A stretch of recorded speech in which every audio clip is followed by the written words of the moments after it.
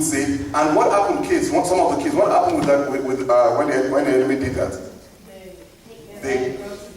They grew together. Very important. Very, very important. That part, I think maybe we might have missed that part. I wasn't here last time, so I don't know who preached or what they talked about. But think about that. The Bible said they grew together. So let's leave that one. We'll come back to that later. And after they grew together, what happened?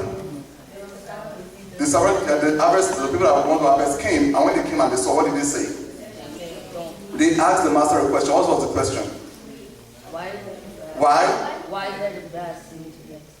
were there bad seed there? Because what the master did was he planted a good seed. But the bad seed was also with the good seed and was growing with the good seed. And when they saw it, they were shocked because they said, Master, this plant that you planted was a good one. How come there are bad ones there? And then they asked the master what? Should we cut them? And the master said what? No. What was the master's response? Let them both grow. Number 2, let them both grow. Let them both grow. Very good. So when the master said they should both grow, then what happened at the end of the day? What did the master say they would do when they harvested? Yes. When the harvest comes, yes. They will separate the good. Isn't that the same thing that we just read today? In a different word, in a different way, we'll separate the good again from the what? From the bad. But there's one important thing. When they were catching the fish, they did not catch only the good fish. They caught both. In last week's lesson, they said, oh, you know what? Let them both grow. What does that mean?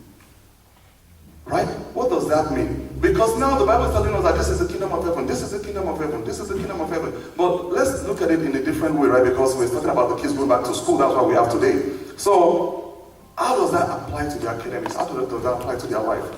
Right? They both grow. They both grow. Don't touch them. Let them both grow. Which means your children, all of us cannot escape the evil in this world. They are in this world. We will live with them because as far as you're a human being, you are going to be part of whatever this world gives. Whether it rains, it pours on all of us, right? When the flood happened, it didn't only happen in poor neighborhood, it happened to the poor and rich. When it's sunny, you don't hide. And if you hide, well, the sun is still out there. Whoever is walking under the sun, someone will say, oh wow, you're so pretty. If I touch you too much, you might get darker. I'm not going to shine on you, I'll shine on the other people. No, it shines on everybody. So, whether there is good or bad, what did I say about, last Sunday I said something, I said, how can we appreciate what? No, thing, but what thing? How can we appreciate the dash if there's no dash? How can we appreciate what? How can we appreciate good if there is no bad? How can we? Because the bad makes you, when you go through something that is bad, when you get something that is good, you hold this hope there because you have experienced what is bad before. Right? So think about that for a second. We appreciate good, very good. If you've been hungry, really hungry in your life before, once God bless you with food, guess what? You will appreciate the food very, very well. If you've been thirsty before, when somebody give you a drink, guess what? You will appreciate that drink. You might not even finish, you might think, God, maybe I don't know when I'm going to get another one, because you have experienced it. But if you have never experienced it, you might not appreciate it. Right? So bad sometimes make us understand what it feels like to be what? To have good. So because of that today, we're going to talk about a little bit about Jesus Christ and all these little lessons that we're going to read, just so that we can understand it. Because for the kids, I want them to get it. They're going back to school, and I've told you guys last Sunday. I said, why them? Why your children? Why your children? I told your children. I said to them, when there's a chance of over 2 million, I told you guys, right? Over 2 million seed could have become them. Why is it that your own children, your own child specifically, is the one that came forth? All the remaining 1.9999 million died. But your child came, and I told your child, I said, listen, that's because you have something to live for. You have something to offer the world, because if you have nothing to offer the world, you fought all those other millions, just like you will be the one in your mother's womb. That means there's something special and unique about you. And now they are here. So because they're here now, they should not fear the world, but they should fear God himself and what God can do, because God is the only one that can give and that can take. But God has given them to us, and God will let them succeed in Jesus' name. Amen. So, first of all, let's go to them. We're talking about them learning. We want them to learn, want them to go to school. Children, you want to go to school and learn and succeed, because again, you go back to school. Some of you will go back to school all of you go back to school this year. And when you go back to school this year, there's a lot of things that will be new to you, because you're going to middle school. Some of you are going to high school. Some of them are going to college, which is a whole different world. And they're going to learn something that they've never learned at home. They're going to see things that they've never seen before. But why should they learn? Why should they learn? Let's go to Luke chapter 2, verses 41 to 49. One of the kids that can read a little faster, let me get it from you. Luke 2, 41 to 49. Yes. And when he was 12 years old, he went up to Jerusalem after the custom of the feast. And when they had fulfilled the days, as they returned, the child Jesus tarried behind in Jerusalem, and Joseph and his mother knew not of it. But they, supposing he to have been in the company, went a day journey, and they sought him among their mutual acquaintances. And when they found him not, they went back again to Jerusalem seeking him. And it came to pass that after 3 days they found him in the temple, sitting in the midst of the doctors, both hearing and So there's a place there that you read already that says, how old was Jesus? 12. How many days was they looking for him? How many days? Did you say that? You did say that, right? You mentioned how many days he was gone for, doesn't it? 3, right? Very good. So it mentioned that he was gone, they were looking for him for, the Bible is quite interesting. I don't think any parents, if you're looking for a child, after you can't find your child maybe in the next 2-3 hours, it's a whole different world. But the Bible said they were looking for him for 3 days. But they said they found him in the temple, sitting down, learning and learning and learning. It is very important for you to be curious. I was talking to my brother about this. It is very important for you to be curious in life, because guess what? Curiosity is what opens up the door of what your potential will end up being. Because there's so many things in this world, so many things, but your curiosity will lead you to exactly what God wants you to be in this world. Because a lot of people want you to be what God doesn't want you to be, because it's for their own interest. But your curiosity, you're trying to find out where you belong, it's what will now lead you like, wow, I really love this. I really like doing this. And once you find that, you hold on to it, and I'll tell you, God will say, and God will just bless you, saying, yeah, this is exactly where I want you to go. But if you're not curious trying to find out anything, you will just be learning and learning and learning. And you will pass, you will get A's, you will get B's, you will get C's. But you will never be able to fulfill the potential that God has placed you on this earth to be. The purpose, I think most parents, now, and before I say everybody, not say everybody, most parents want their kids to be better than them. Right? Sometimes I sit in this school, we're talking, they're like, I don't want to be a CNA. I say, why? They say, because and I look at them and I understand what they're saying and I laugh. But for them not to be a CNA, your parents had to be. Not all of them, but most of them had to be. Just so that when you grow up, you won't be where they are.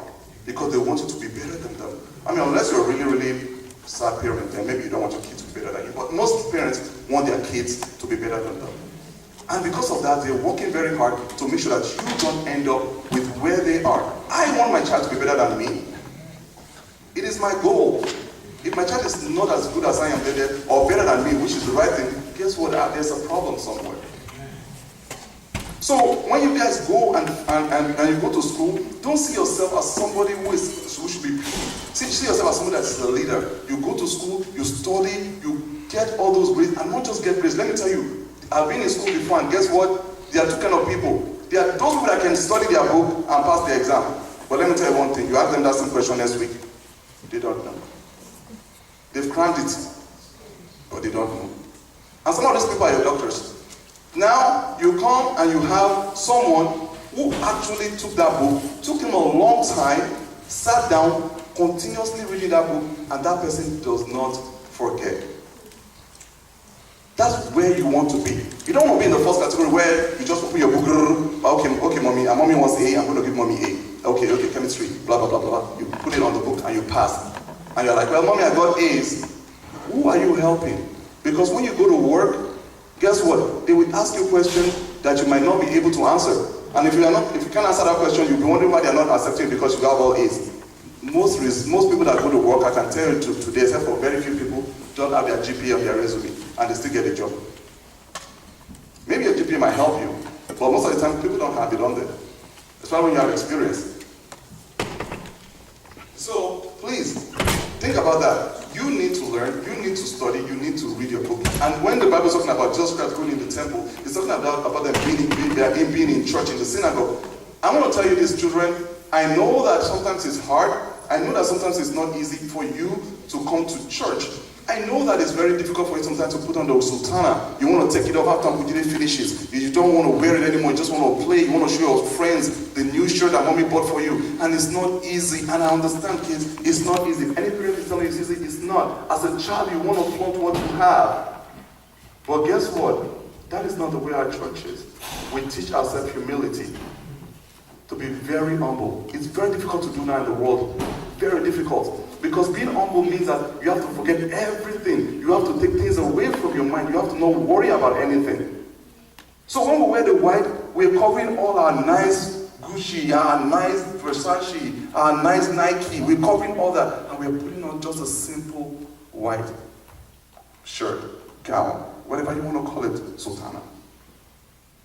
It's because we're humble enough to say this is the way we want to serve. It's not because we do not have shoes. We have a lot of shoes. I have shoes. Your mom has shoes. My mom has a lot of bags. Really nice ones too. But guess what? It is not all about that. We took our shoes off because we said, this is a holy ground. Children, the reason why we don't wear shoes is because we respect this ground a lot. We said this is where God dwells. And because God dwells here, God needs respect. And we asked the question, we said, if we're in our house, our mom tells us to take off our shoes and not go on their carpet, because mommy and daddy don't want their carpet to be dirty, why then should you come to the house of the Lord and dirty the Lord's house? So that is why we don't wear shoes. That is why we wear sultana. That does not mean that you not wearing that shirt that day, or not wearing that coat that day. That does not mean that it takes away from you being pretty, or you being great, or you being wonderful. So when you wear your sultana, wear it with pride. Wear it with joy. Smile when you wear it. I, for one, I said a long time ago, I did not want to be, I didn't really like wearing sultana myself. You know, I was a Catholic boy when I was younger because, you know, I had to go live with somebody. But when I was a Catholic, I wore a lot of robes because I was an altar boy. So I'm used to wearing robes. I'm not wearing my clothes. But even with all that, I wear shoes. But then I came here, I don't have to wear shoes anymore. And at first I was like, it looks weird. Because in Catholic church, only the altar boys and the Reverend Father wear cassock, everybody else wear clothes. But when I came here, everybody's wearing no shoes and all that. And I had to adjust and actually understand it myself. I didn't say, oh, that's my dad's church. No, I wanted to understand it and see if it makes sense. And when I saw that, yes, it does make sense, it made me humble. It humbled me. And I just want you guys to see it. That this is a sense of humility. My own son does it. Daddy, I want to take off my sultana. It's probably, that's why this morning I said, no, don't wear your favorite clothes today because he will ask me, I want to take off my sultana. But if he's wearing his favorite clothes, he wants to take it off because he wants to show Martin, his friend, Martin, look at what my daddy gave to me. Because he wants to show Martin he has a nice piece of clothing. But as parents, we all need to teach them that it's not all about these things. Right? It's not all about these things. So, that's the first one. Then number 2, let's go to 2 Corinthians chapter 6, verse 14.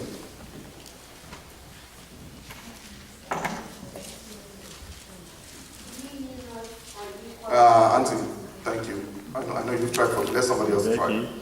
Sorry. We'll get the next one. Somebody else try. 2 Corinthians 6, 14. One of the little ones. Korea, everybody else. Yes.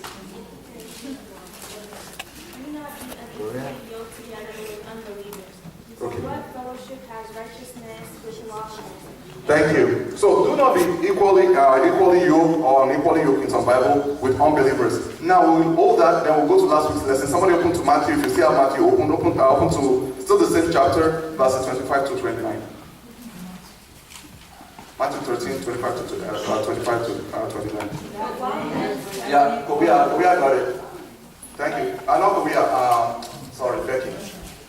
That night everyone was asleep, because then he came and planted wheat among the wheat, and then later the wheat sprouted in the heads of grain. So we went went back. Thank you. So we went back a little bit, right? And I did that on purpose. The Bible said, do not be equally yoked with unbeliever. The same Bible now said that let the bad seed and the good seed grow together. Now, then you ask yourself, how then do I separate myself from the people of this world? How then do I separate myself from the evil of this world? How then do I make myself different from the things of this world?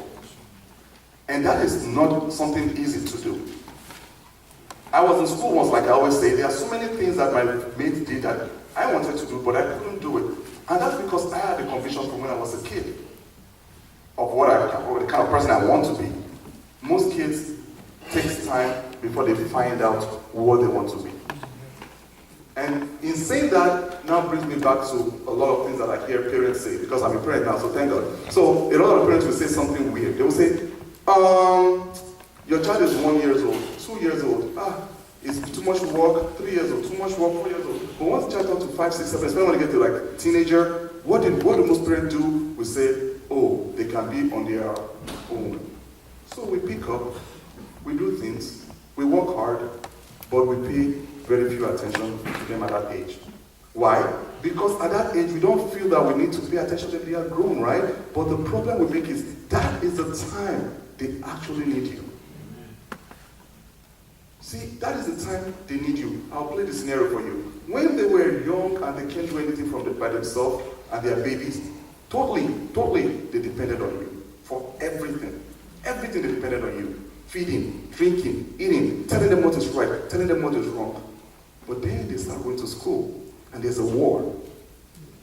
And the war now is between your life, your teachings, your belief in your faith, and the rest of the thing out there. And in that war, there has to be a winner. And that winner is whoever can win your child, whether it's you or the world. And there's that constant fight. So, and when they get to school at 5 years old, they go to school with other people, and then they come home, they say the F word. What do? You let it go? Because that's what they do. That is just the way. I want them to learn the culture. That's the culture. That's not true. And then you let them go, and then when they become 12, 13, you bring them into your own problems. You bring them into your own fight. Now they're keeping malice with people they don't want to keep malice with. They don't go to people's house because you the parent, is telling them that those people are evil. And then they are learning. They're learning the bad ways. And then when you're not home, they go online and see things and watch things, or they go with friends. And you are not noticing it because you're not home. And the enemy is coming and sowing thorns around them. You give birth to a good seed. Why is your seed then getting bad? Because the enemy has come and is sowing the thorns around them, but the thorns are not sown. Remember, they didn't know the thorns was there until they started growing. Your kid might not understand the impact those people are playing in his or her life until they start growing, and if you don't pay attention to it, you might have missed a lot of clues. And by the time you realize those clues, it's too late. So you're fighting a war against the world to make sure that your kid stays the way the Lord wants them to stay. And if you don't riddle your loin and work very hard and make sure that you're strong enough, guess what? The world will take them. And the world will make use of them the way the world wants to make use of them. And it will be a pain in your neck, and it will be a problem for you. Because you were not there to make sure that the world does not win over them. But no, some of us forget that it's a full-time job, a job that has no end. So when they get to 13, 14, 15, 17, 18, you are responsible for them, but they are also responsible for their selves. So it's two jobs. You are being now an advisor and also being a parent, but at the same time making sure that you're listening to them because they are coming up to be who God wants them to be. And who God wants them to be might not be who you are or who you want them to be. So then you have to now pay attention very clearly to what they are saying, to what they want to be, and to understand where God wants them to be. Because if you're not paying attention, you will totally miss where God wants to place your child. In your race of trying so hard to make them great, you might be making them not great because you're taking them away from what God has destined them to be.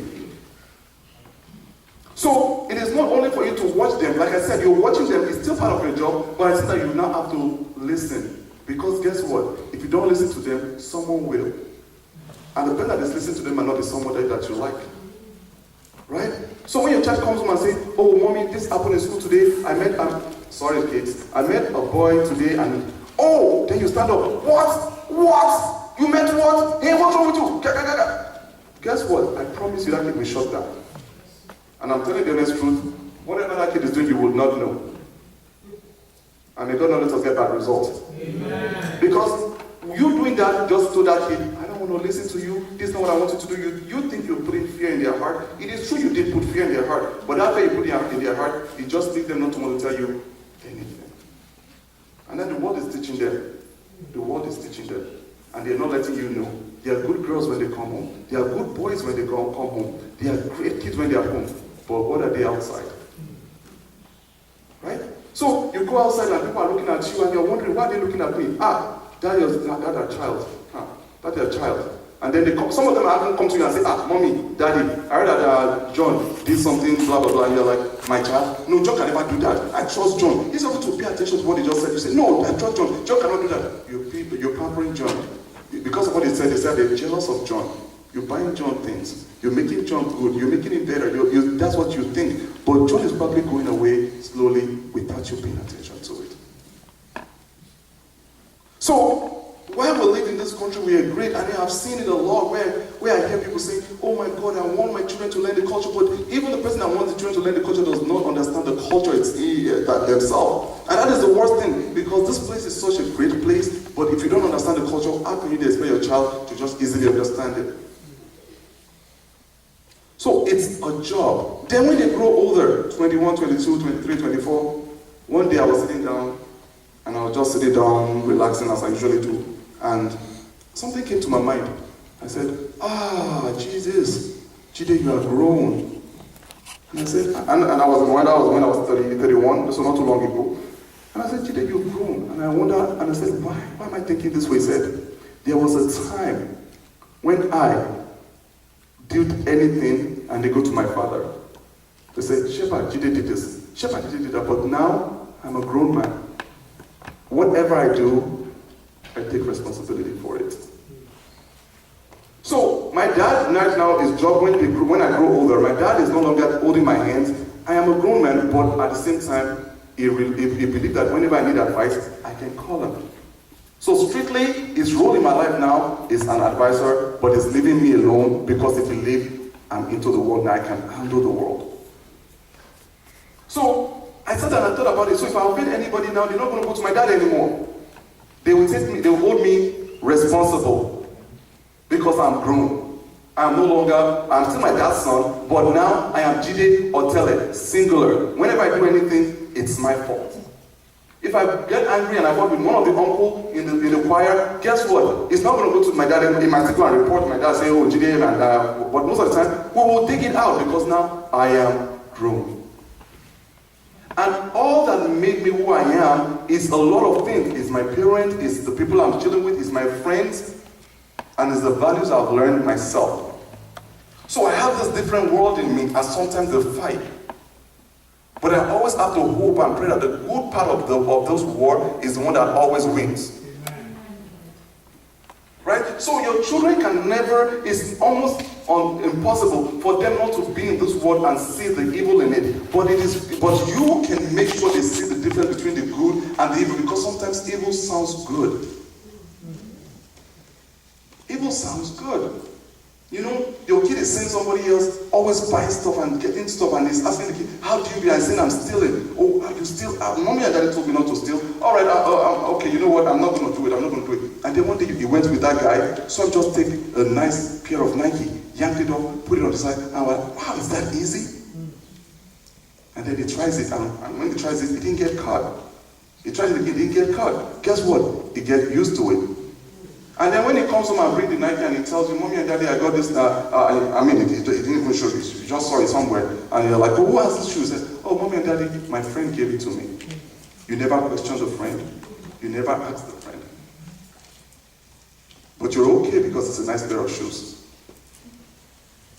So, how do we then not make sure that these kids, we don't want to lead them into hell. We don't want to lead them into a place that they are not supposed to be. We want to make them great. That is, our goal in life is to make sure that we make them what God wants them to be on earth. So, I'll give you a couple of examples of people in the Bible. We just talked about Jesus Christ. We're going to go about David.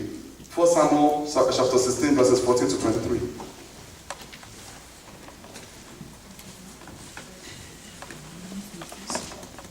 1 Samuel 16, 14, 23.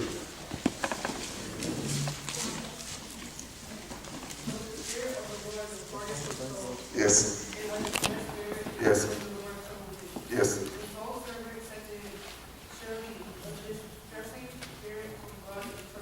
Mm-hmm. Mm-hmm. Mm-hmm. Mm-hmm.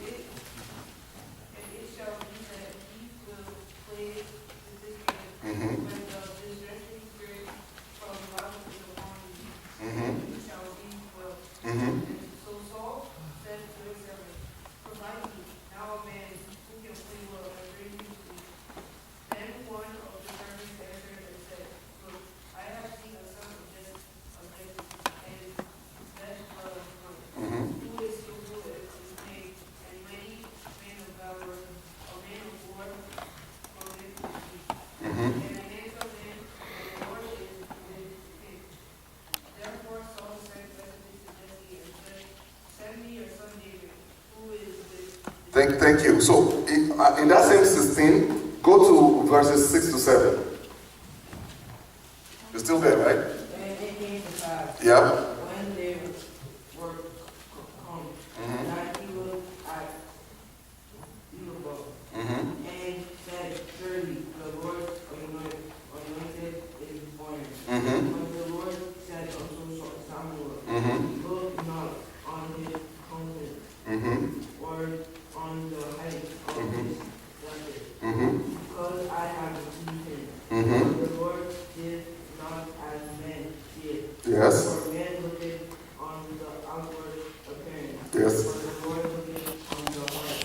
Thank you. So that the reason why I choose that is, again, I not just finished with the praying, I'm going back to the kids. So think about this for a second. It says, David, there are different ways to learn. Different ways. And I understand that the way you want to learn is the way you've been taught in school, and that's perfect. But also, when you don't understand what is being taught to you in school, at church, or anywhere, what do you do?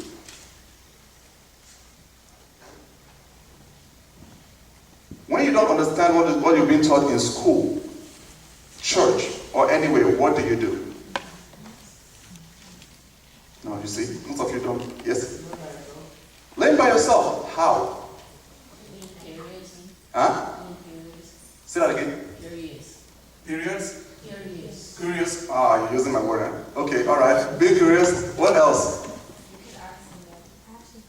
There are so many things. Let's just take math.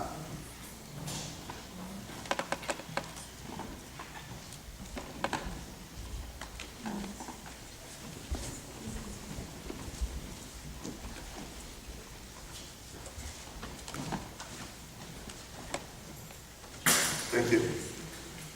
Let's just take math for an example, right? You learn math, and then you don't understand it, and a lot of you complain that you don't understand math.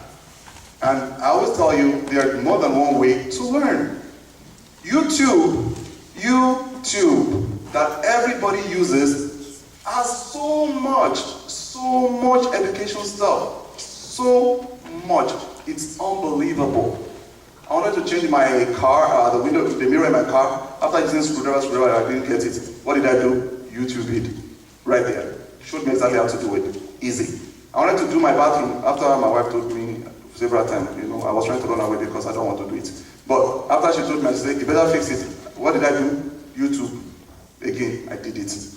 Guess what? There's so much more than your social media that you use. There's so much more into it except that you guys don't use. There's so much more. You guys just use it to chart, to watch music, to do this. But this is a great learning tool for you. It is there for you to understand, to know there are different styles that you can get of the mathematician in YouTube. Different people, different way they teach. And one of them may just click. And you're like, oh, so this is the way they're doing this algebra. Wow, now I understand it. Instead of you just giving up and saying, nope, I don't want to do it anymore. Right? Why did I use that example, now yes, Uncle Jide, wait a minute, you're losing me. How does that have to do with the lesson? David is the king of Israel, wasn't he? After Saul. Did anywhere in the Bible say David was trained to be a king? But guess what? David was with the king every single time. Because what? He had a talent. He played the harp. So while